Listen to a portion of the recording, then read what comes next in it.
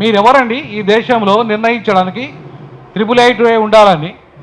ఏ జనాభా దామాష పద్ధతిలో 888 నిర్ణయించడం? ఏ జనాభా లెక్కల ప్రకారం 2011 జనాభా లెక్కల ప్రకారం నిర్ణయించినవా? నువ్వు చేసింది ఇప్పుడు మనకు ప్రామాణికమైంది 2011 సెన్స్ ఆఫ్ ఇండియా జనాభాలు వచ్చినాయి, అంతకంటే ముందు రాలేదు కదా. మరి 2011 జనాభా లెక్కల ప్రకారంగా ఏ లెక్క ప్రకారంగా 888 అవుతుంది? అంటే వాళ్ళు ఇలా వాళ్ళ హైందవ పునాదుల మీద ఈ దేశాన్ని నిర్మిస్తున్నారు, వాళ్ళ ఆర్య పునాదుల మీద ఈ దేశాన్ని నిర్మిస్తున్నారు, పునర్నిర్మాణం చేస్తున్నారు.